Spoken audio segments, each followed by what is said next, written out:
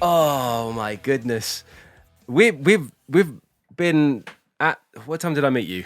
I don't know, what was it, 10 10 o'clock? 10 o'clock? Yeah, it's now 12:30 and we've just got this thing together.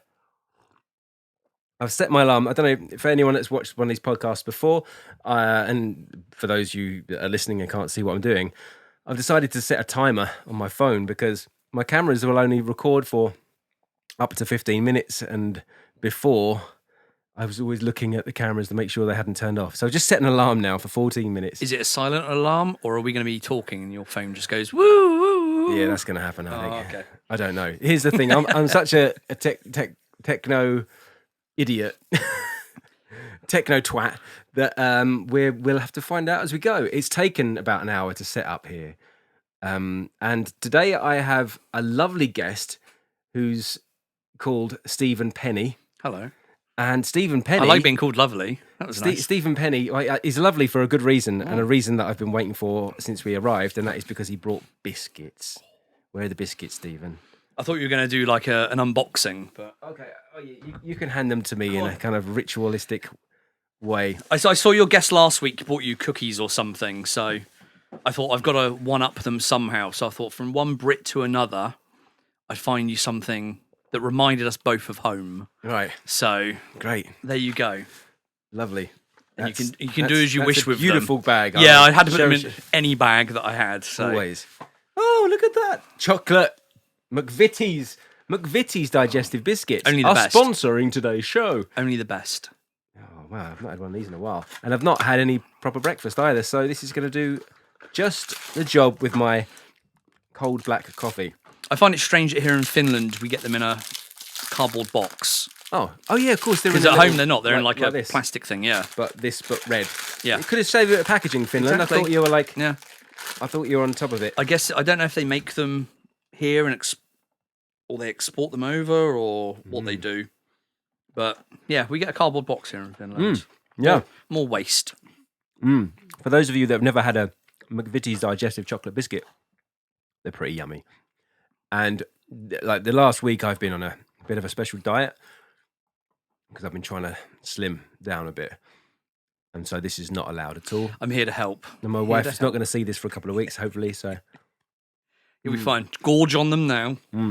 She'll never know. Worry about it later. Yeah, exactly. Yeah, just go for You can run around later. You can swim over there and back, and swim over there you'll and be back. all right. No problem. I heard about your swimming the other week on your other podcast, or lack of swimming, or more of Steve's swimming. Fear of swimming. Well, yeah. Yeah. So this would be a good excuse to get out in that lake that I can see outside and work off all the chocolate. It's beautiful, but I'm scared of deep water. I don't mind. Like, I grew up next to the seaside, and we were forced into learning to swim, basically. And you have to, like, I remember when I was a teenager, we'd go to. Well, as a young kid, you'd go to the local swimming pool. Then we kind of went to a local high school to use their pool. And then when we went to the high school, you had the pool there, and you had to do, like, I was going to say swimming proficiency, but that's not a thing. So I'm thinking of cycling proficiency. Yeah. But the same kind of thing. You had to learn how to survive in water. Yeah. So you would have classes where, next week, please turn up with a hoodie, tracksuit bottoms, socks, and you're getting in that pool and you're treading water for 20 minutes, fully clothed. Hold this brick. Yeah. Yeah. So you'd have to learn how to do that. So, yeah. So we kind of learnt from an early age. We did that at school, but I used to bunk off those Wednesday classes and go skateboarding in Romford instead, or even in London. One of those days I bunked off of swimming class. I was on the production of MacGyver. Really? Yep. Me and two other friends. We took the day off school because it was swimming and we hated it. And we went to London and we managed to avoid getting picked up by the police because they used to take people back to school. And we went down the South Bank. This is just right now where the big wheel is. Yeah. But before it was there. And they were filming the MacGyver there. And they said, do you want to be in a movie? Yeah, what is it? MacGyver. Of course we do. So you didn't just photo bomb or video bomb. No, they invited us. Invited in. Yeah. So they said, as payment, just go and help yourself to the food cart. In payment, we won't grass you up for not being at school, which you obviously should be on this weekday afternoon. They didn't know they were American. They just thought we were young, lovely Cockney tykes. They didn't care. They were like, great. And actually, they had to retake because I tried to do a trick and fell off. And I'm trying to show off. Yeah, well, exactly, trying to show off. But I met MacGyver, I can't remember his name, and I had a tiny bit of my bus ticket, which I ripped off and got him to sign, which is lost now. But Bus ticket. yeah, he must have thought, "Oh, this is fucking fancy, isn't it?" That's as good as when I Welcome was to London. when I was a kid. I think maybe the first like gig I ever went to. I did a lot of gigs, and I think the first one was Coolio. Just after Gangster's Paradise came out, he did like a world tour. Oh my god! And for some reason, he came to Poole. And in Poole, there's like an art centre called the Lighthouse now. And he performed there, and I do not know why. I do not know what his tour manager was thinking when he was like, let's book Poole in Dorset. Random little town in the middle of nowhere. But yeah, he played there. And afterwards, me and my mate sort of snuck round the back and down behind these hedges and found where the dressing room window was. And there was let's say, a distinct smell coming from the window because they were partaking in activities inside that they probably shouldn't have been. They should have stepped outside for. And we were like, that's where he must be. And I remember shouting through the window, Coolio, can you sign my sign? And I realised I didn't have anything for him to sign. So I had a white Nike tennis top. So I took my top off and put it through the window. And he signed it, gave it back. And I was like, oh, I've got to wear this now. Oh, this is going to be weird. Put it back on. Yeah, put it back on. It smells funny, and it's got his name written across the front in marker pen. Great. And yeah, that was my my first I bet autograph Coolio I went to got. Poole because he said to his manager, "I want to play a place with a pool," and he just misheard him. Yeah, possibly. Yeah. And that was that. I remember when I went to a signing in Tower Records in the 90s, and that was for a band called Sepultura, Never which was heard like of them. they were a metal band. And they were they were massive in the mid 90s, and I had a poster out of Kerrang magazine, and I kind of took that along. I was wearing a leather jacket at the time, and they said they signed both. Yeah, I've still got that actually somewhere. I don't If have anyone's interested in buying it, go on eBay later. I don't have my Coolio shirt anymore because my mum put it. It was like I say, a white tennis top. My mum put it in the wash. Mate, why do mums do that? Washed it out. Yeah. Probably my own fault for just probably throwing it on the floor somewhere, but you know. The last day of school, in my school at least, everyone signs each other's shirts, right? So that was the one thing I didn't really get on with a lot of people from school, but everyone's being nice to each other because you're never going to see each other again. And so I had some good memories of that final day, and they were all written on my lovely school shirt. Mum washed it. Oh. It just ended up as one grey, bluey. Bleh, But I've left school now. You don't need to wash it. but you might want to get a job. It's the one shirt you owned. Got you through school, get you through life. Pretty much, yeah. It's still too big for me if I had it today. I'm going to partake in a biscuit, actually. You've got to. It's my lunch. No, they're not poisoned. So we're going to sit here chewing on biscuits now as we record this. Yeah, why not? Make for a great podcast. For those who can't see it, we're eating biscuits right now. Let's see if we can describe to the listener. That silky, chocolatey goodness. Mm-hmm. Upon, you got a mouthful of biscuit. Mm-hmm. Upon the crumbly digestive underneath. I don't know how you describe it, digestive. Luxury silk Crumbly chocolate. OT, whatever it is. OT goodness from McVitie's. 300 grams E. What's that E stand for? Not sure. Who knows? Could be anything.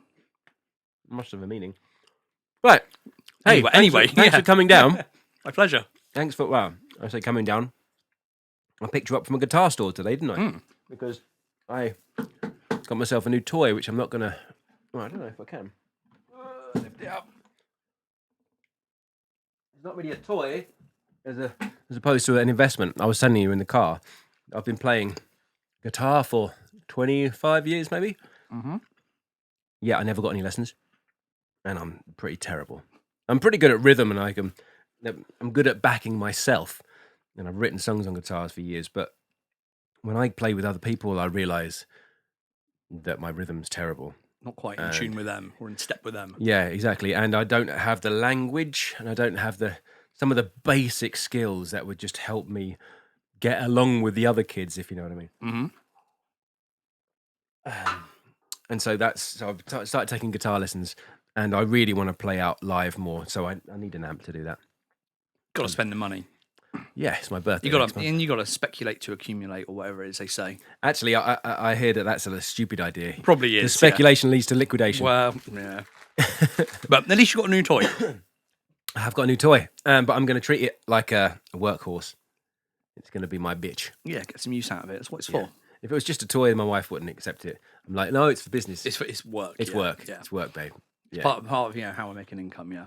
It's a good excuse. Mm. That's what I say when I start spending money on podcast equipment, and then I have to, because my podcast is about clothing and sneakers and things like that. Yes, that's I have to buy more sneakers to have the content to talk about on the podcast. What's your podcast called? The Others, with a Z at the end. Yeah. Because that's how the cool kids say it, I think, these days. I mean, this is a good start to our conversation. Now we've got the kind of coffee and biscuits and guitar amps out of the way.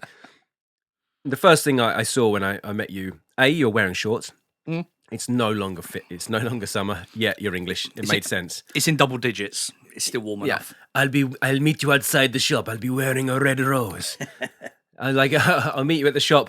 If you're English, you'll be wearing shorts, Yeah, right? you see my pasty legs from down the street. Yeah. Yeah, they did actually. Yeah. And I had my sunglasses on, so I was fine. But the N.E.R.D shirt was also what stood out. Sparkly top, yes. It draws attention, sometimes wanted, sometimes not wanted. And you directed me towards your podcast, The Others. The Others? Yeah, the Others, yeah. And so I listened to half of one episode. No, you Then you were like, I'm out. That's enough. No, but looking through the titles of The Others, I was like, there's a clear Pharrell theme. Mm-hmm. So what got you into N.E.R.D, Pharrell, and what was that? How did that? I was going to say it's a lifelong obsession. It's not lifelong. It's the last 20 odd years. So yeah, I've been a fan since Pharrell came to before he came to prominence, when he was initially producing in the late 90s, early 2000s, doing some the biggest hip hop records and stuff. I was a fan. I was a fan of the production of the Neptunes, which is his kind of production partnership with Chad Hugo. What would who has he produced that I might have heard of, other than himself? Madonna, Jay-Z. Oh wow, everyone. Wow. Pick any huge artist he's probably produced for them, worked with them, done something. And that was in the 90s. Yeah, sort of late 90s. He was producing many hip hops like Noriega. That was Super Thug was his first kind of big track, and then Ludacris, and then Jay-Z and people like that. And then obviously you get into the 2000s. People like Madonna and doing remixes for Prince and the Rolling Stones, and everyone in hip hop basically. So I became a fan back then, and what kind of led me into really getting into it was I used to, back in the day in the UK, we had WH Smiths. Oh yeah. And you could, in Bournemouth, near where I was from, you could order magazines from the US. So magazines like The Vibe, Double XL. That's the alarm. That's my alarm. Push the button, quick. Alarm. Quick. I'll keep talking. Oh, I should have gone reset. Damn, I've got now actually reset it. Oh no. And magazines like The Source and all these kind of hip hop magazines. So I'd get them imported at a stupid expense into the local WH Smiths to keep up to date on all kind of latest hip hop happenings, as it were. Hip hop happenings. Yeah. I think one day in one of those magazines I saw an advert for this new N.E.R.D album, and it's had on the cover the album produced by the Neptunes, which is Pharrell, Chad Hugo. And N.E.R.D is basically their band. So it's Does them. it stand for anything? No One Ever Really Dies. Ah. Yeah. So the band is essentially them and Shay Haley. So if you got my podcast, I've done an interview with him a couple of years back over here in Finland. And I kind of saw this album and I was like, oh, they're making their own music as well. That's their own band. Cool. And then my girlfriend at the time back then, she went to the local HMV. And back in the day, HMV, WH Smith, Woolworths. Yeah, big throwbacks here. UK throwbacks at least. This is when shops were shops, right? When you could actually go and buy physical things. Oh my goodness, I missed that. But HMV used to do a thing where it was like, I don't know, 5 CDs for 20 quid or something, 5 albums for 20 quid, whatever it was. And she picked some like random hip hop albums. She was into that stuff as well. And she picked up the N.E.R.D album, which had just come out. And she took it home, listened to it, didn't like it. I came over that weekend and she was like, oh, I've got this like CD that I bought. It's N.E.R.D. I think it's by those guys that you like that produce all the hip hop stuff.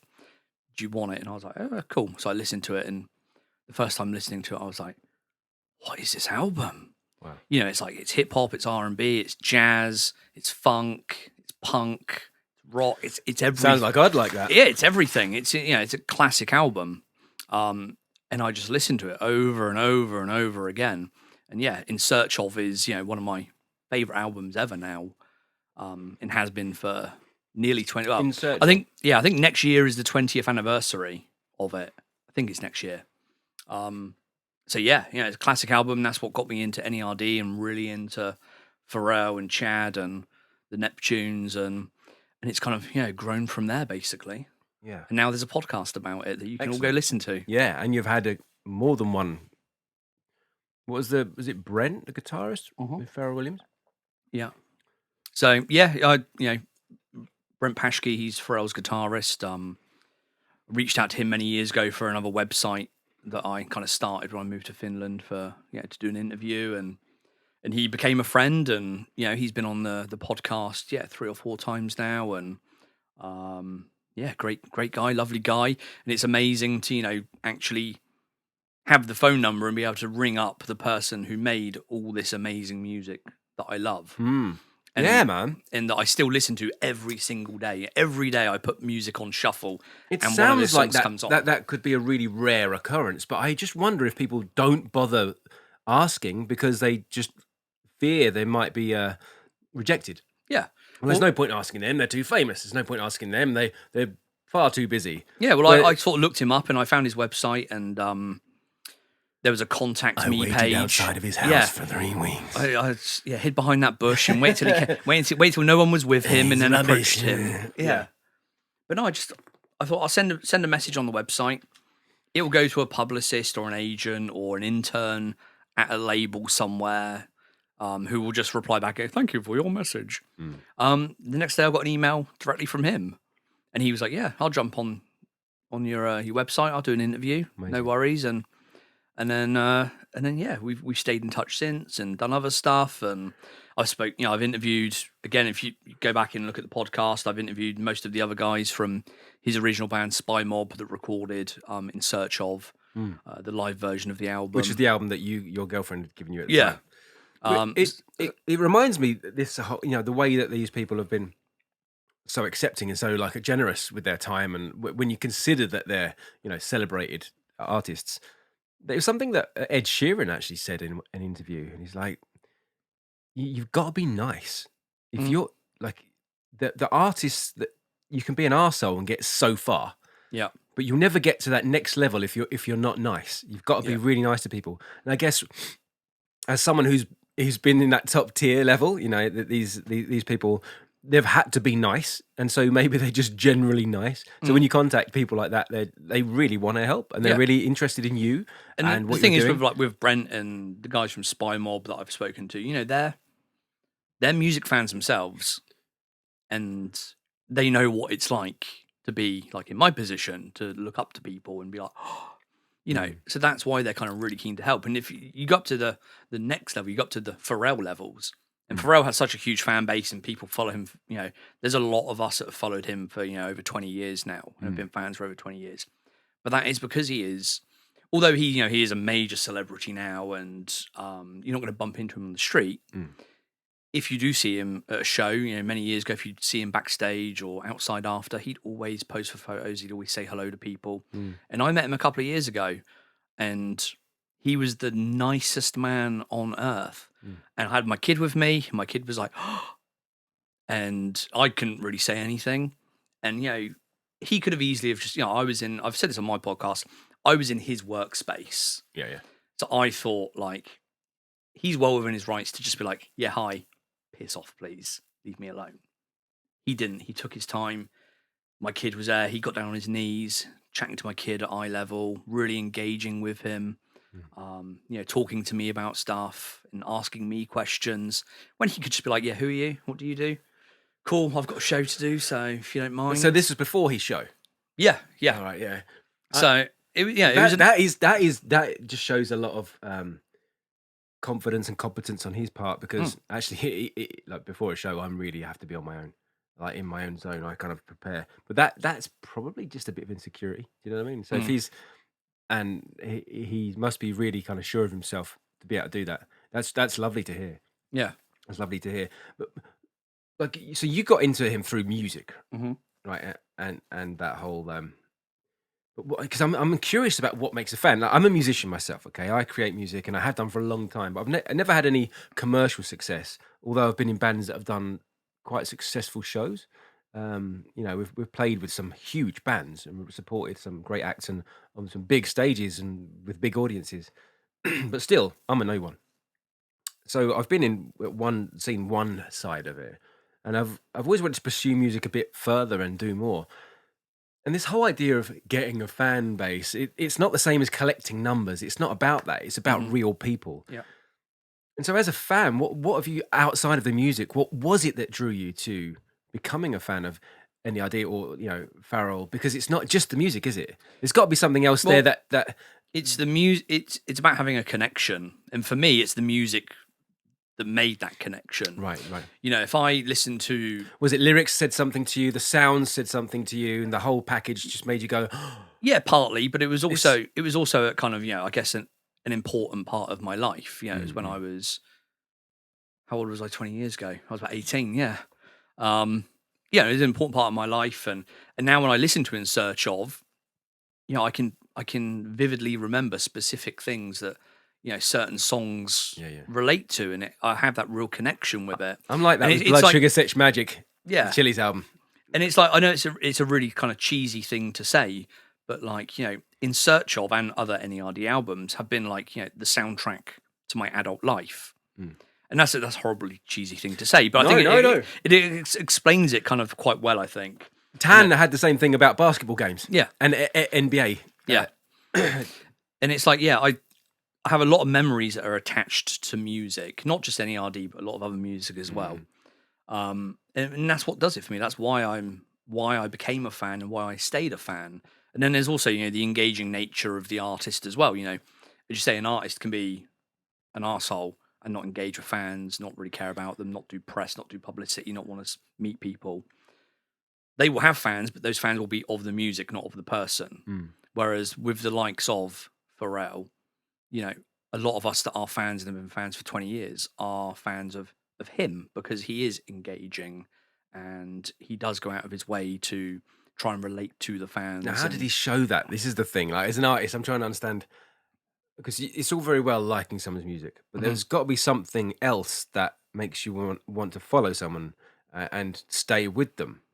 I guess in some respects, it's hard to think about yourself, because I've always been a Chili's fan and a Faith No More fan. They've never been fans of each other, and I can't really necessarily link why. Yeah. Maybe because they're just a bit weird and a bit outcast, and they were young punks, and I was a bit of a It punk. represents you in some way, yeah. Yeah. And that's, with N.E.R.D, that's kind of part of the allure of them, because it's, they are a bit rocky and punky, and it's, it's their band where they can experiment, try different things. But, the stuff that goes with that is also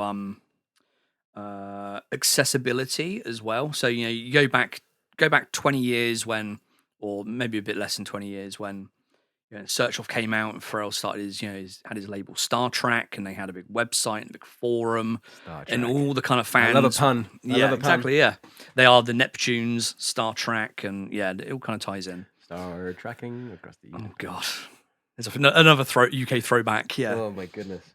But yeah, back in the day on the forums, they would drop in occasionally and Right. comment on stuff. That's the kind of detail. And you'd have the admins go like, so Chad might be dropping into the forum tomorrow at 7 p.m. if anyone's, and you'd be able to engage with these people, and they were accessible. And But now we've got Instagram. If you're not doing that constantly 24/7, Well, then yeah. you're out of it. You're out of the loop. yeah, and then back then, as well, there were in-store signings, and obviously Pharrell has a clothing label as well, so opening stores, being there for new releases, all that kind of stuff. Like I say, it's about kind of accessibility. I think that's a big part of it, and even more so, as you say now, with social media and stuff. That kind I think almost makes or breaks an artist nowadays, because you have to be, because there are so many channels, you have to be out there on all of them constantly in people's faces.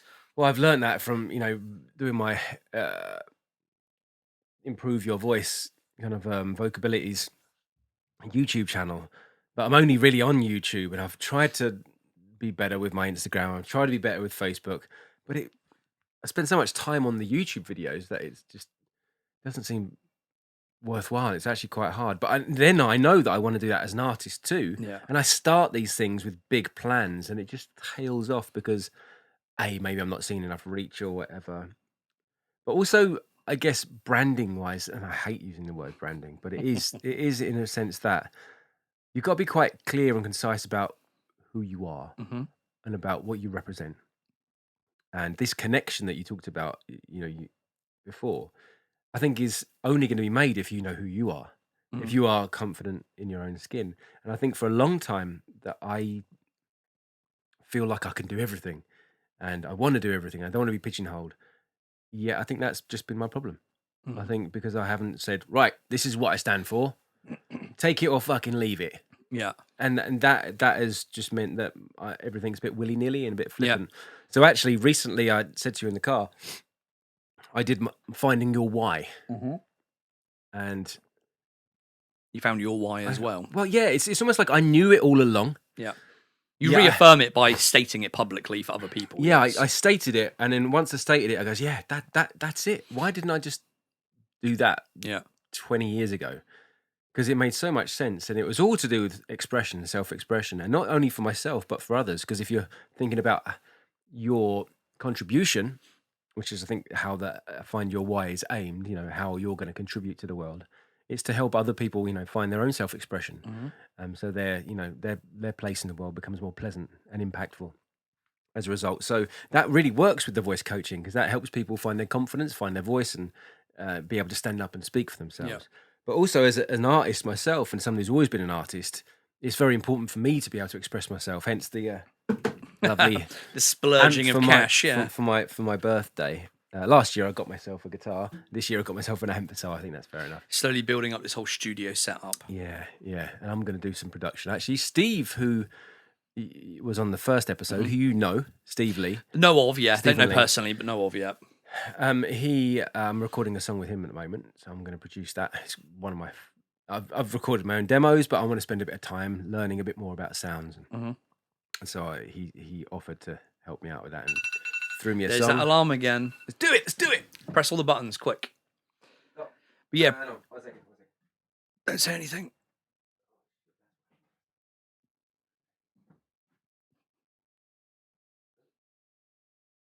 And we're on. Yeah, the problem is production is one of those, and I've got friends that are like, professional producers, people I know that are Grammy award-winning producers, engineers, and whatnot. Yeah, I don't mean to say, that sounded awful, I know. You know who I am. No, but I mean, it's one of those, when I talk to them about it, it's about finding what you want to do in that space, because production in engineering can be an almost endless rabbit hole and or money pit as well if you get into it, and if you don't really know what you're trying to achieve, what your kind of sound is going to be, how you actually want to what you want to learn, what you want to do with it. So it's and that's the same, I think, with a lot of Actually, that's a really good point, because if you go into I'm just going to learn about production and try and do everything, then you've got a lot to learn. You go, I want to be really good at making like classic punk style songs. Then you've gone right. Look at these guitar sounds. It's now specific. Look at these drum sounds. Here's what's worked in the past, and here's how you can achieve that. Yeah, great. It's good to have that kind of So that makes sense. Holistic kind of view on other production techniques, other sounds, and things like that. But yeah, once you kind of understand, once you've gone through that at a high level, and you start to understand what it is you want to do, and what your sound truly is, then you can start focusing a bit more. And you don't need to buy that pedal, that amp, that preamp, that whatever it might be, because those don't fit your sound or your workflow or your technique. So you can focus a little bit more. Yeah.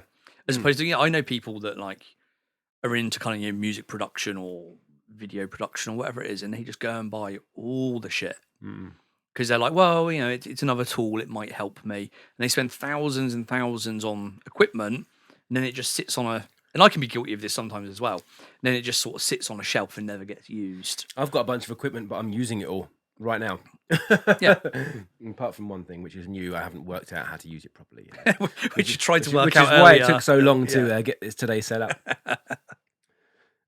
Right, let's get on to the question that everyone listening from the UK is curious about. Why did you move to Finland? Why did you move to Finland? I think probably the same reason as about 90% of us foreign men that are here. Nokia. Yeah, Microsoft. Yeah, my ex is Finnish. Oh, no, this is the interesting point. Yeah. You said 90%. You said my ex is Finnish. I think most of us foreign I'm guys sweating, here have, man. we all have I think a lot of us have Finnish exes. Hopefully you don't have Finnish exes. Hopefully you stay in the relationship you're in and you're nice and happy, but a lot of us do. So yeah, my ex was Finnish. We met abroad when I used to live in Australia. We had a kid together. Things didn't work out. She moved back to Finland. I spent a couple of years, flying backwards and forwards between London and here. That obviously becomes time consuming, cost prohibitive, tiring, because I was traveling a lot for work as well. So yeah, eventually it got to a point where I finished a project I was working on. This was back in the day when banks used to pay bonuses as well, and okay bonuses. Got a bit of a bonus, had a bit of cash in my bank account, and was like, right, if I'm going to do it, now's the time to do it. And yeah, off I went, and here I am. This was 7 years ago. Yeah, 7.5 years ago. Yeah. So you didn't actually come here with a wife or woman or No.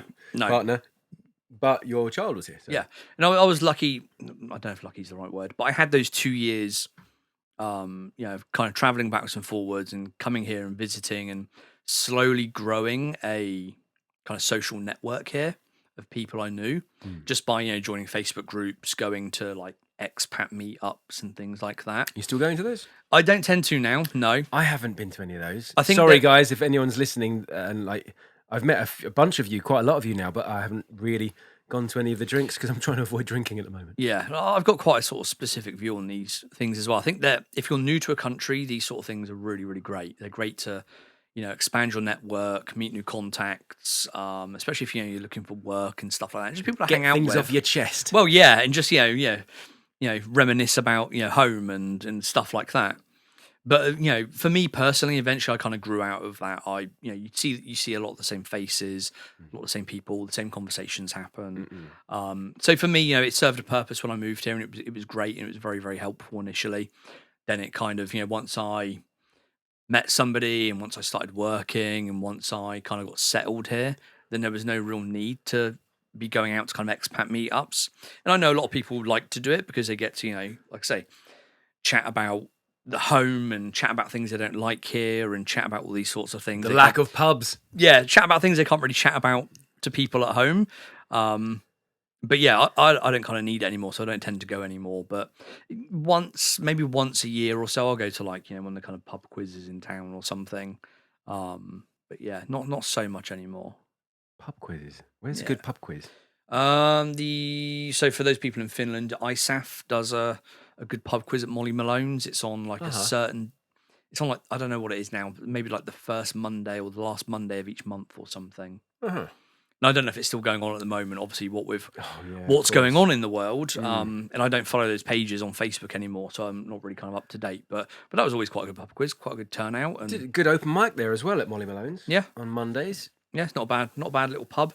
If you like I was going to say a fairly stereotypical Irish pub in a foreign country. Yeah. But again, it's one of those places where if you're new to a country, new to a city, you want to just try and meet people. Go to like Molly Malone's or the Woolshed or any of these places where expats hang out, and you'll get chatting to people. Yeah. The Woolshed, where's that? Next to the main train station. So shout out Joey that co-owns the Woolshed. He's a friend. Been a customer there since they first opened. All right. The Woolshed's nice pub, Australian pub, great food. This is not an advert for them, by the way, but I'm just hey, knock yourself out. If it's a good place and you enjoy it. I recommend the place. Yeah. I don't go out to pubs much nowadays. I don't go out drinking much nowadays. But if I do go out, then or if I go out to watch the football or something, the Woolshed tends to be the place where. Are you a football guy? Are you? I am. Yeah. I had a basketball guy on. You know Tan as well. Yeah, I know Tan. Yeah. Supposed to have been recording last track of my punk EP, but I've not been able to do it. It's just 'cause I'm just too. Will the nasally gravelly sound not add to it, or The nasally, it's just it just sounds like I've got a cold. Yeah, what's the track called? Is it I've Got a Cold? Or it's called Old Shoes. okay, Yeah, and actually, the track at the beginning and end of the podcast you've already listened to. Yeah. That's from the demo. okay. Yeah, that's the track. Ah. Actually, funny enough. Yeah. So everyone's got a sneak peek of what could be coming. Yeah, what is coming. But the guy who's been producing that, Ben Bjorges from Brazil. He's a very talented musician. You said Ben Bjorgas in a sort of Bjorges. in a Borges. I think it's hybrid. Borges. It was like a hybrid Finnish Swedish accent, so I assumed he would be Nordic. I heard a Brazilian say the name, yeah. and I think they said it very similar to that. Borges. I'm like, yeah, that. Because I've Okay. been saying Borges. Uh. Borges. I don't know Portuguese, so No, I don't know how you'd pronounce it. Yeah, let alone Brazilian Portuguese. Apparently, that's very different. I've got some Brazilian Portuguese friends, but yeah, and they live in Spain, funnily enough. Okay. But yeah, I've never tried to. Well, I can barely speak English, let alone another language. So what's your I know that you here comes that question. Here it comes. Here it goes. We've got to cover all the basics, haven't we? We've started off with your podcast. Now we want to get on to questions I want to ask. We talked about your fans. No, it was. I know that you've worked in marketing in the past, and it's interesting that you know both Tan, who's been on this show, and Stephen Lee, who's been on this show, and they both work in the marketing communications kind of realm. Yeah, and you've met them through that. Through that kind of arena. Do you want to tell us a bit about that? Because you're not working right this second, are you? no. So well, yeah, Thanks to Corona. yeah, good old Corona and bastard. stuff. Yeah. Well, I order. Yeah, Stephen. I don't know. I've not met Stephen personally, but that kind of. If you did a Venn diagram of marketing professionals and expats in Helsinki, that crossover point isn't massive. So everyone kind of knows everyone or is aware of everyone. And Stephen's, the agency he works for, and him himself, I think, are reasonably well known in the kind of marketing world. So I know of him, let's say. And Tan, I've known Tan for quite a few years actually, and as we were discussing earlier, we've talked about doing lots of projects together and trying to get something. We've never really got around to it for one reason or another. But yeah, it's a small world here, especially in the kind of expat community.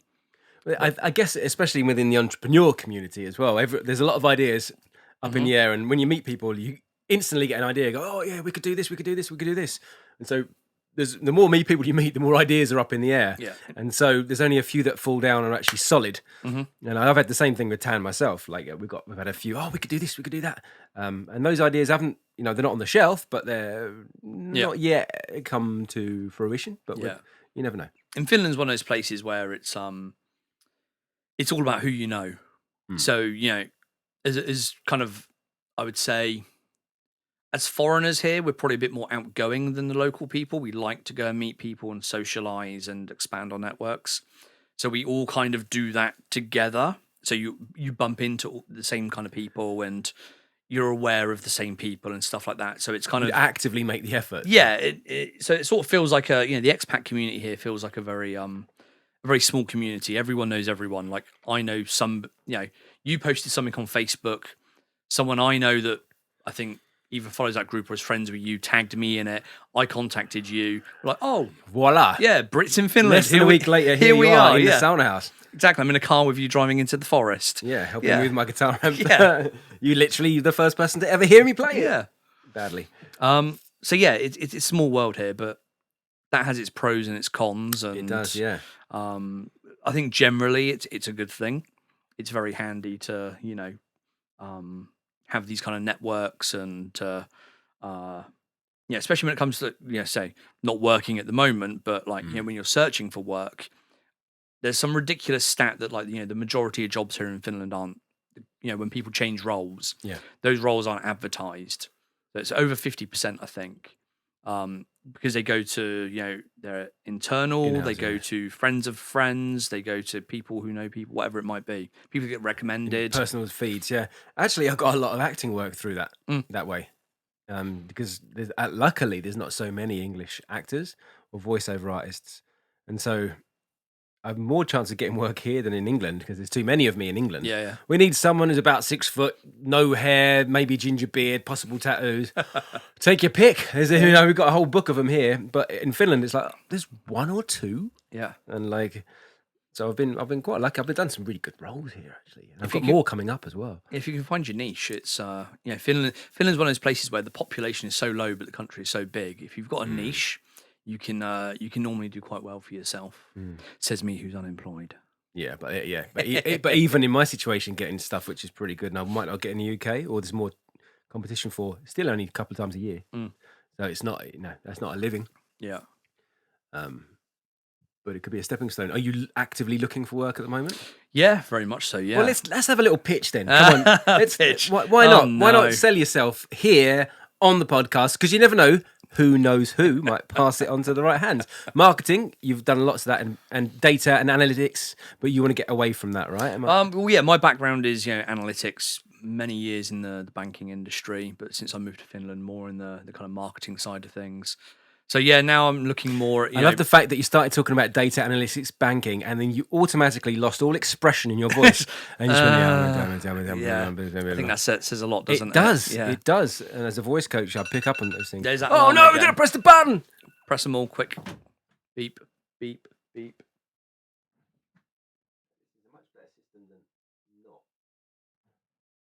And the last one. Well, yeah, when I left the UK, I'd worked in banking for like 15 years. And when I left the UK, I swore I would never work in banking again. I was like, I'm fed up with this, can't be doing with it. And then, while I was over here, I worked for N.E.R.D for a year and a half, roughly. But that was because, I'm a huge advocate of customer experience. That's something I'm passionate about. As an N.E.R.D customer, I had bad customer experiences. So I was like, I need to get in there and change things from the inside. Obviously, I didn't really do that. I just got stuck on a big payments project for ages that I couldn't get away from. But I tried at least. What's your dream job? My dream job? With the skills you already have, what would be ideal? Well, I'll be honest. My last role, I won't name the company. If you know me, you probably know who it is. Or if you just go on LinkedIn, you'll find out. But I was head of online e-commerce and analytics for, let's say, a footwear company.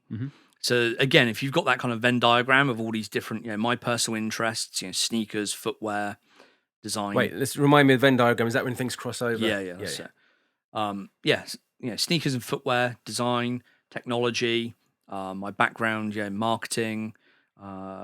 Looking after kind of tech and online strategy and e-commerce and all that kind of thing. If they all crossed over, that would be my kind of perfect role, and that's what my last role was. Unfortunately, it didn't pan out as I hoped. So it satisfied you creatively, artistically, but also professionally, and financially. Yeah, because it ticked all the boxes basically. Nice. So that was ideal. So if anyone out there has a role that's similar to that, then do get in touch. Or I'm like I say, I've been a business analyst for many years. With business analyst stuff, you can. Again, the voice just goes down. But you can kind of apply yourself to so many different areas. There's so much that comes from being a business analyst. So anything like that, I'm kind of looking for at the moment. So touch wood and all that sort of stuff. Something will come up soon. But you did it for a clothing brand. But do you think those skills translate to other areas, or is there any area that you'd like to work in? For example, if you could do that work with someone like Pharrell. Do you know? Well, yeah, of course, that would be a dream. But being out here in Finland, start with your dreams. Your options are a bit more limited, big, mate, and you can work. If you're thinking here, you're only going to hit here. If you think there, you might get past there. So yeah. I've been in the past talking to companies that aren't based in Finland that would be my real dream job or dream company to work for. Yeah. But at the same time, I've got to be realistic and realise that there's a certain amount you can do remotely.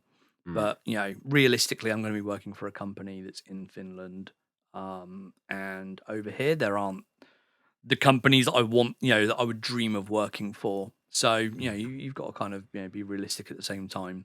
But something will come up. And as I say, the skills that I learn as a business analyst or have learned, and still learning every day, they're transferable to essentially any industry. So So yeah, I'm looking for.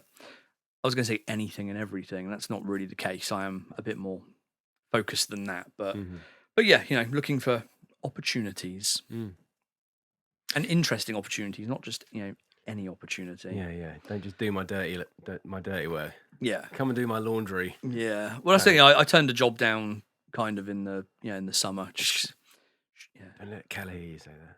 I was going to trim that. I'm not trimming anything out, by the way. That's fine. Nothing gets trimmed out. I should have told you that beforehand, shouldn't I? That's right. Don't worry. Tan didn't like that. Oh, really? Sorry, Tan. I know if you're watching, if you're listening to this now, you're not going to like that. That's fine. I'll look at terrible even in an edit, so it's all right. Well, I decided that actually I got that idea from Gary Vee. He's like, stop trying to judge yourself too much. Stop trying to be perfect. And you'd be surprised how many people like the flaws. Yeah. And how many people actually can see that you're a real person. And that's what I've applied the same thing in my podcast. When I first started my first podcast about 6 or 7 years ago, that was, limited technology. I would spend, an hour recording and then spend like 5 hours trying to edit the hell out of it, get every level correct, take out every gap, every and ah. And I know that I personally go quite a lot and all the time. So I would try and take all of those out. And then I just realised that one, it's not a good use of my time and it's frustrating to do. Yeah. So I started to let it slide a bit. And then when I started the Otherz podcast, again, I started it and I was like, I'll try and be a kind of well-produced podcast. Again, I'd edited the hell out of everything to start with, and it just took so much time and effort that I realised it just wasn't worth it. And then when you leave stuff in where you're like, where you actually have thinking space and you are umming and ahhing over things, it does give an actual sense of you as a person, what your thought process is, and it makes you seem a bit more human, let's say. Because I could edit the hell out of everything and make myself sound really, really good all the time, but it's not who I am. So. No, and actually it ends up sounding false. Yeah. It just doesn't sound realistic in the end. It's true, and it is a pain in the ass. I've done a lot of editing myself now, and I've done that. I've gone through the ums, especially as a voice coach. If I'm telling other people how to better their communication skills, and I'm saying all the time. But do you know what? I don't think that's a problem. It's only a problem for people that believe it's a problem or are looking for it. I did 2 videos on Toastmasters. One, the good thing about Toastmasters, and one, the bad things about Toastmasters. Yeah. Of course, everyone comments on the things I didn't like about Toastmasters. But one of those things I didn't like was this counting. Yeah. They count your ums. And for start, if you're in an audience and someone's gone to Toastmasters, you might have the most magical speech. You might have the best value. You might be giving the best value. A Toastmasters person would say they're there counting your ums. They're not listening to you. Yeah. They're not focusing on what your message is. And that's fucking rude. Not only that, it doesn't help people become so, being so self-aware when they're speaking. What I do is try to release people from those blocks. And it's so natural for people to say when they're finding a thought. Yeah. That it's human, and those actually make us human. And by taking them out, you become a robot. You become sterile, and that's just weird and odd and not normal at all. And I don't want to... There's a difference between someone who does it as a nervous thing and someone who's just trying to find their thoughts and collect themselves. There's nothing wrong with that. And so, and like movement as well. You watch someone who's trying not to move, it makes you feel so awkward to watch them. But again, it's one of those things that Toastmasters, they don't move around unless it's to the right first in the first 30 seconds and then to the left. Same as everyone else. I hate that. But here's the thing about the rules. Yeah. You should be free to follow your instincts, to be in the moment. And that's a lot more important than some of these, things. There's a lot of good about it, of course, peer-to-peer relationships and practice. Yeah. And support. But where was I going with that? There was a point. I don't know. Doesn't matter. It's my podcast. They should be taking notes, shouldn't they? Well, it's fine. But but it's funny because as I say, I used to over edit everything. Nowadays, if there's a big gap in there where I'm just I've lost my train of thought or whatever, or it's not going anywhere, then I will strip those silences out a little bit. Yeah. But feedback I've had on the podcast, I won't say who. They probably won't watch or listen to this anyway. But you never know. Oh, yeah, actually. But I'll say it anyway because it doesn't matter. But someone I know, was talking about my podcast, and just picking the negatives out of it. They're like, Pharrell, how could you? You. He's doing it for you. Why I oughta. Yeah, but they were like, oh well, no one listens to your podcast anyway, and I'm like, well, actually, no, quite a lot of people do. And then they're like, well, I listen to your podcast, and all you do is just go the whole way through, and I'm like, well. Yeah, if that's all you're getting from I was it, like, don't listen to. I was like, you try and sit in front of a computer, in front of a microphone with a stranger you don't know, talking about a subject you haven't planned for an hour. Yeah. And see how many times you lose your train of thought or not quite sure what to say. Or and it's harder on a computer, right? Yeah. Because it's like a dead thing. If we had to give this to the camera or to a computer, we're looking at each other now. Yeah. And that makes it much easier. Definitely. Because we can help each other out and continue. Yeah. If someone starts to get stuck, I can help you. Jump in, Yeah. Which doesn't happen very often in Finland. They wait for you to finish. Well, yeah. And I do everything via Skype or FaceTime or whatever. So you've generally got that person in front of you, but there's still that delay, and it's still a bit awkward. And the stuff the person was saying was just like, yeah, well, you just and ah all the time. It's just like, well, have you ever tried to do it? Have you? That's just, as you said, it's a natural thing to when you're expressing your thoughts. And I think you probably find it in every culture and every language. People go when they're talking. In Finland, when they're they about to say start a "toi toi sentence. toi," toi toi toi. So how's your Finnish? I think you've answered that before, haven't you? Yeah, I'm learning. Yeah. Hitaasti, mutta varmasti. Just recently gone back to do some evening classes with a group. But now I'm doing that because I was going to take some one-on-one lessons, because then I feel I can learn so much more by doing it with someone and then asking specific questions. But it's quite expensive, and so I thought I'll do a class once a week. And I realised now that was a bad idea, because, again, it's a group. Yeah. And none of them are from Finland. Everyone's from different places. So everyone's got a different accent. Yeah. And so I can't understand what people are saying anyway. Yeah. Because the accents are so different and the vowel sounds don't sound the same. And if I've got anything good about my language skills, it's the accent and the fact that I can say the phonetic sounds pretty accurately. And so at least I know that I'm saying things correctly when I do the sounds. But I think that would help everyone if they did that first. But people have got very strong accents and from different parts of the world, and so everyone sounds different, including myself. And I find that frustrating to try and learning in that environment, because everyone's got their own questions, and you're waiting for other people to. Yeah. I feel your pain. And now, especially as it's online, it makes it even harder. Yeah, because then there's a connection issue, and at least in person, you can stick your hand up and go, "What was that?" Or ask the person next to you, like, "What did they say?" Yeah, online, even more difficult. Yeah, there is that, but I am learning. And you studied for a bit, you said. Yeah, like when I first moved here, us foreigners, when you move here, if you're not working and stuff, they send you on what they call an integration program here, which is I did that for a year. Yeah, they send you to school between 9 and 3 every day or something, and I did that for a few months. I had to wait nearly a year to get on the course. Wow. Or 8 months or something, and then did it for 3 months, but then got a job and started working. Which is the point of the thing in the first place. Exactly, yeah. The problem is, you go on these courses and they don't actually teach you anything to do with work-related stuff. They teach you, grammar, and this is the word for a spade, and, this is all random crap that you'll probably never need or you'd end up picking up in real life anyway. So, I did that for a few months. Didn't find much use out of it.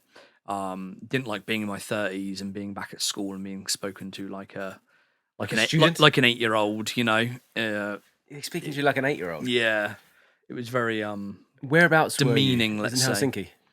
This was in Vantaa. So just for people that aren't here, just outside Helsinki. Yeah, near the airport. Yeah, that's where Vantaa is. And it was if you've been here, if you've been on those courses, integration programs, you'll know the place I was going. It's probably the same as you. Well, maybe some people that are listening to this or watching this aren't from Finland, don't live in Finland, haven't moved to Finland, but I should, if I haven't said it before, I'm from London originally, and I now live in just outside of Helsinki.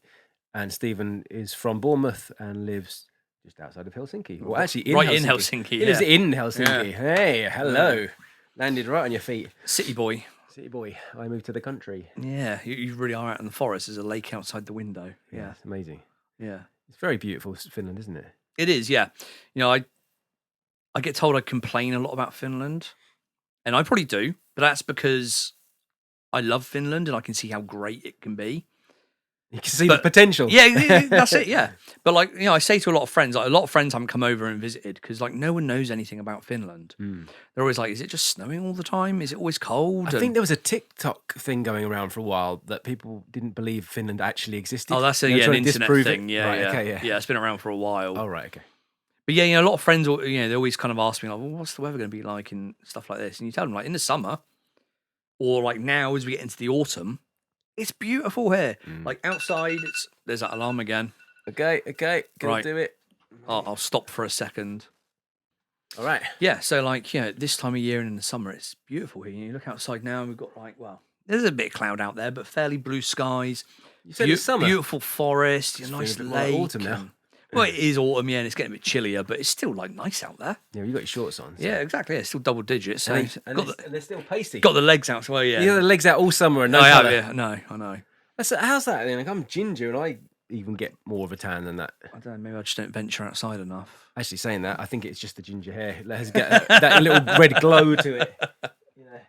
From a distance, he's like almost looks brown. Yeah. Yeah, he's got a bit of a fake tan. That guy. Oh no, he's just Irish.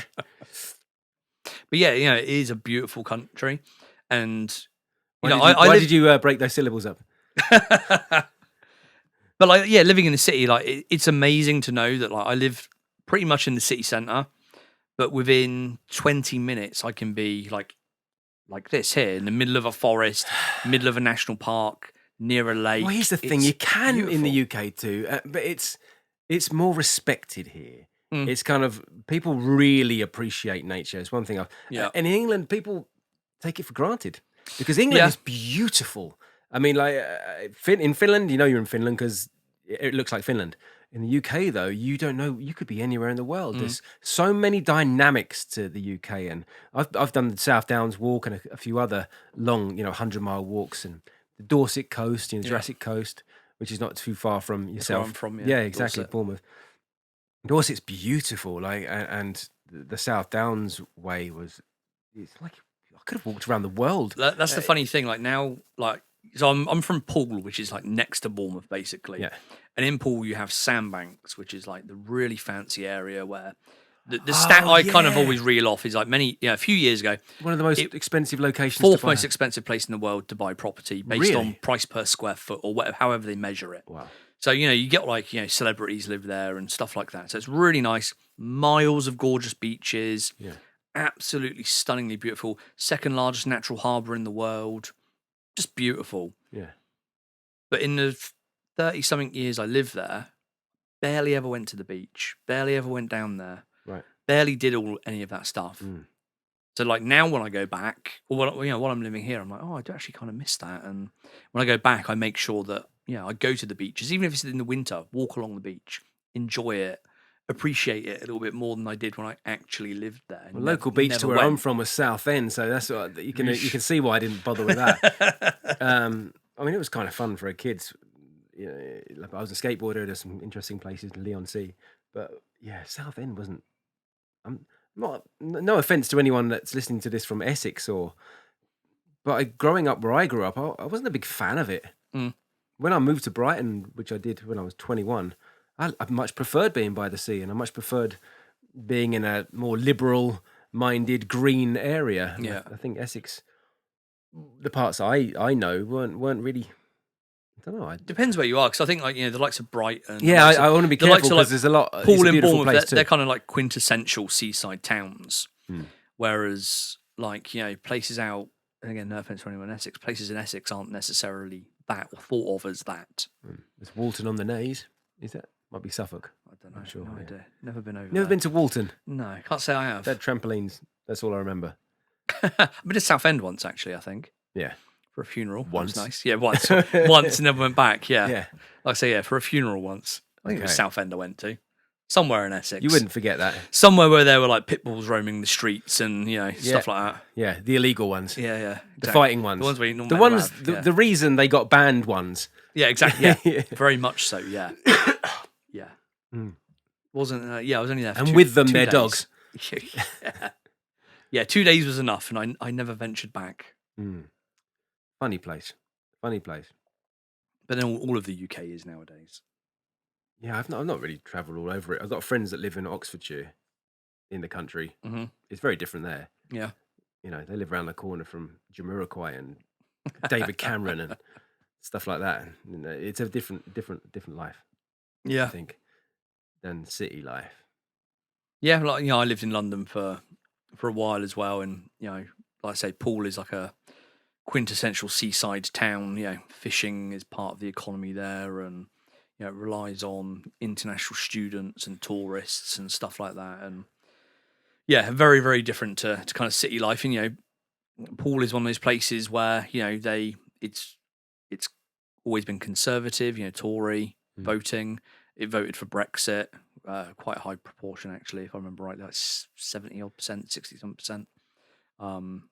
So yeah, it's all these kind of places, even in the UK, are very, very strange and all have their own weird kind of quirks. Well, it's strange, but but like there are people that believe that they're not, aren't they? I mean, they tend to be the people that have never left the UK and aren't aware of what the rest of the UK or the rest of the world is actually like. Well, that might be a generalization because I've not met any enough to be able to say that myself.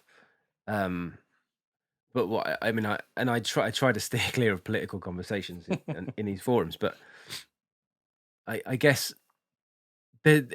sometimes I think, are there really people like that out there voting for this and wanting to do that? Do they really exist? And I think since the whole Brexit thing went through, people are starting to show their face. So the people were kind of silently harboring ideas which they hadn't vocalized until these votes came up, and it's quite shocking. Yeah. There were so many people who felt they wanted this kind of change, and it's only shocking to me because maybe I'm so liberal and so outgoing and have lived in other countries and just am the way I am, I guess. I don't think that's being so anything. It's having the experience and knowing what it actually means. We were EU nationals and we had that ability to live in other countries and stuff. Now we're losing it, and there's Brits here. We have to go and re-register in a month's time and all that sort of stuff. Immediately, I was thinking of the music scene, because as a musician myself, like that freedom to move around has given so many artists over the years a good grounding and a lifestyle that they can practice, learn, perform, get better, and then bring that good music back home. Yeah. They can't do that anymore. They just got to stay in the local hometown. Actually, can't even do that. You've got to do it online now because of the pandemic. Yeah. Which is a good reason not to move, but but you find the people like back in the UK, and again, this is a bit of a generalization, but I think it is generally true anyway. We're going to call this episode the generalization. Yeah, we can do. Yeah. But the people voting for Brexit, and I've had conversations with lots of people that voted, leave and everything. People that I went to school with, people that live in my hometown and whatnot. And yeah, they're all the people that have they go on holiday to Spain once a year, twice a year, might have gone a bit further afield maybe. Never lived abroad, don't have family that live abroad, don't have any ambition to live abroad, just happy in their quiet little town, don't really want to move anywhere else. And they don't see the benefits that the UK would get from being part of the EU. They're just like, the rules, Brussels, or why I order, telling us what to do. Yeah, exactly, and it's all made up nonsense, and they don't know. Too many lies being thrown around, unfortunately, from both sides, and that's what's been the issue, hasn't it? One side's just a better liar than the other. That's all. Well, yeah, the fibs are just as big. Yeah, I can't support either. To be fair, right now, but it's interesting that I do realise that a lot more people are going green, because of the environment and whatnot. But a lot of people forget that the Green Party are very conservative. Mm-hmm. And if for any backtracking that needs to be done to help our environment, there has to be a lot of cuts to what we now enjoy freely. Yeah. And so, but that's going to be a necessary truth very soon, and I think it's going to be enforced rather than chosen, because we haven't chosen it early enough. Yeah. And the world needs to be more conservative right now because it needs to conserve. Well, in that sense, yeah. It's simple as that. But of course, the way we've fallen into that is just really devastating our communities and culture, which is unfortunate, because now we're being forced to be conservative as opposed to choosing the right way. Yeah, and there's never a perfect solution when it comes to government leadership, whether that's on a grander scale or, I imagine it's or quite locally. tricky to Yeah, just a navigate. little bit. Yeah. But like the problem is, because of social media, because the way media in general, the way it is nowadays, people have a very skewed view and opinion, very extreme views and opinions on what they kind of think is right and wrong in the direction, their town should go, the direction the country should go. And, we see it even more in the US at the moment. And again, one really big problem because of, I think, a lot of it's to do with social media and this weird way in which relationships and interactions have been changed is when people look at voting, they look at it from the sense of what you hear a lot at the moment is, I don't like Trump, but then I don't like Biden either. That's great, but you're not voting for your best mate. You're not voting who you're going to go down the pub with. You're voting for who can best lead a country. You might not like him. You might think he's old and he's mental or whatever, but but you're not going to go for a pint with him. So it's irrelevant what you think of him personally. Will he lead the country better than this other person? And that's how you weigh up. What's interesting, I recently heard that Trump was up for a Nobel Peace Prize. Well, again, that's Did I hear that wrong? Media hyperbole. It's okay. Somebody from his camp nominated him. I could nominate you if I wanted to. Oh, please do. Yeah. Well, yeah. Maybe I'll go up against Trump. Never know. Might win. If I win the Peace Prize, I could be the. No, actually, I couldn't be good president because I wasn't born in the country. But you could at least you can get government positions here now as a foreigner. Yeah. If I'm voted for. Yeah, if you vote for, yeah. I need to work on my rhetoric then. Better get campaigning. Yeah. Actually, I've been not against rhetoric, but someone who feels it's not as necessary as people think in order to use your voice. Because it's pointless being academically smart and knowing how to write a speech if you mumble. Yeah. And no one can understand what you're saying anyway. Or if you're too self-conscious and you don't want to speak or there's no resonance, you know what I mean? So I'm all about the instrument and improving the voice. And so rhetoric, I'm always trying to say, get out of your head.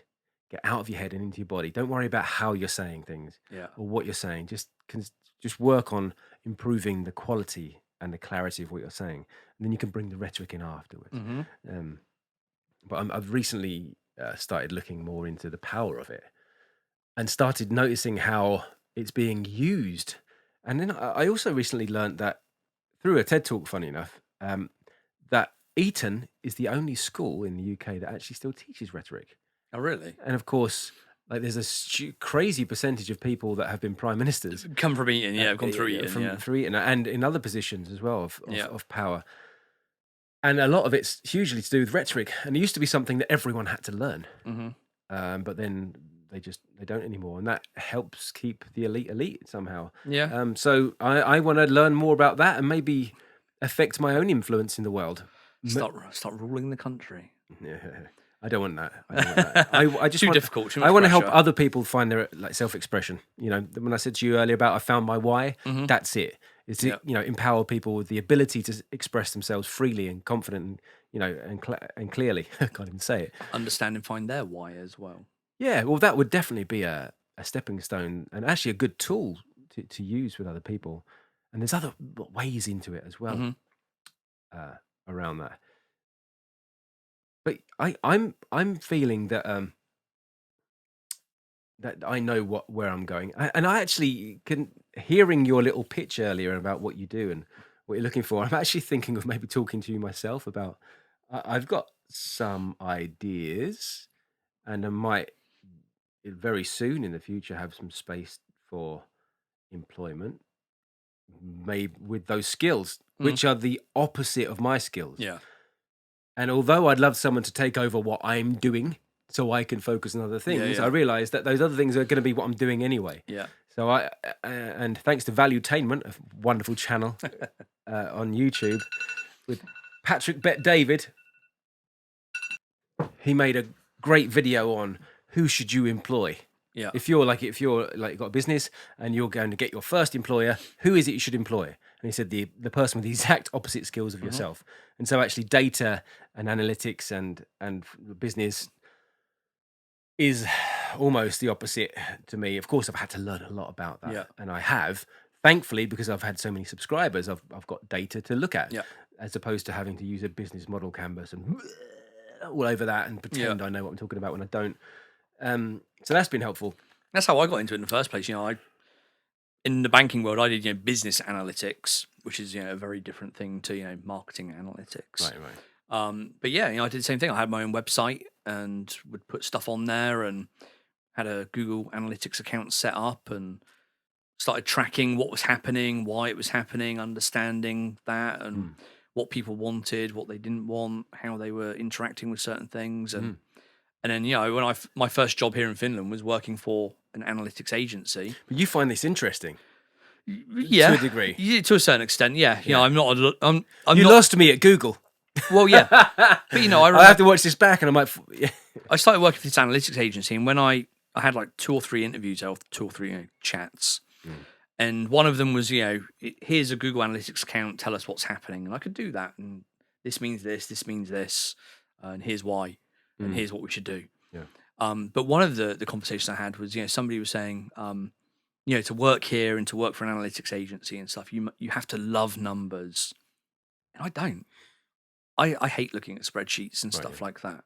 Yeah. My approach is much more common sense based, as opposed to, well, the numbers say this, that means we have to do this. Because it's not always the right way. Data can be used to back stuff up and can be used to form hypotheses and stuff like that, but it's not always necessarily the right thing to do. Follow the data. So my approach is very, very different. But as I say, I'm not that kind of low level in the numbers type analyst. I don't want to be sat there writing SQL queries and think, all these kind don't even know what that is. Don't even know what that is. All these, technical sort of things. I've got no interest. Well, I have an interest in it, but I don't want to be doing that every day. So, that's kind of how I got into it, and it's just learning it as you go, and sometimes having to learn it. Whether it's because you want a job in that area, or whether it's to help run your own business and improve things and optimize things. That's essentially what that part of it is. But there's other areas of growth that, and it's all a learning process. Like this year, I did the podcast. I wanted to do other forms of media. We were chatting about it before. Started to do some videos. To do videos, you've got to learn an editing tool of some kind. Yeah, so it's true. Yeah. Okay, let's pay for Final Cut and start learning that now. Google. Exactly. Some 10-year-old American boy will tell me everything I need to know. Exactly. Yeah. That's what most of it is. It's just learn it on the fly. And what is that 10-year-old American boy that knows everything in the world? I don't know.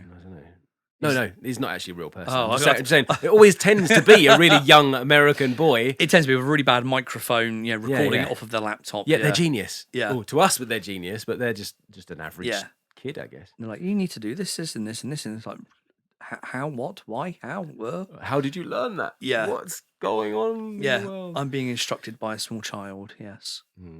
Hey, I'm feeling that we might be finishing this podcast soon. I think most of your shows have been about an hour, haven't they? And I think we've done more than that. So I think we just tipped over the edge of an hour, but this is the first. I've got a feeling that there's more to you, and there's more to this meeting. I think there might be another podcast in the future. Maybe if you invite me over to yours. Oh yeah. I'll do some research on N.E.R.D, and you can point me in the right direction. Actually, no, I'm going to just go on YouTube and ask a 10-year-old boy from America they'll tell you what I should be looking at, listening to, and then I'll get back to you on that. They've got all the answers. You'll be fine. But I'm really keen now because I've met a fan to actually discover more about an obsessive fan. Yeah.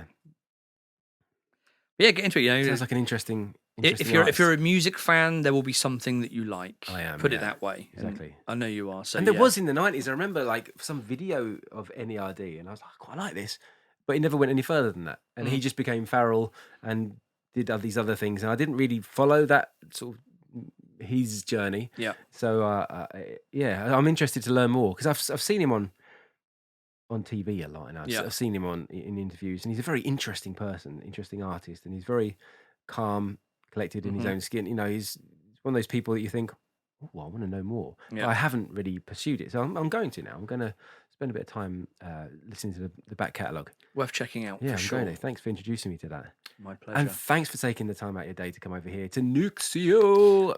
Well, it's lovely over here, and it's been a pleasure. It's always good to chat about these random things that Yeah. don't always get to chat about. So Yeah. it's been an absolute pleasure. So you can check out Stephen's podcast called The Otherz. Yep, the Otherz with a Z on the end. The website's down at the moment, being reworked, but once it's up, you can go to the others.net, or you can just go to like Otherz Podcast on Instagram, Facebook, Twitter, all those iTunes, places. all those, Spotify. Yeah, Spotify, Apple Podcasts, Google Podcasts, Deezer, whatever it is you bloody use, you'll find us there somewhere. Any final words? Anything you want to say to the world? Oh God! You've already got a platform, but no you can pressure. use mine if you like. Oh my God! You can swear on mine. I don't know if you can on yours, but I try not to, but I do regularly. Swearing is probably my worst habit. it's part for me. It's self-expression. If you want to swear, That's swear. what I always say. Yeah, it's part of natural language, but Yeah. I swear all the time. It's the rhetoric of the streets. Yeah, that's me from It's the rhetoric of from the fucking streets. All Yeah. right. God damn it. No, nothing insightful to say. Just if you feel inclined, check out the podcast, check out the videos.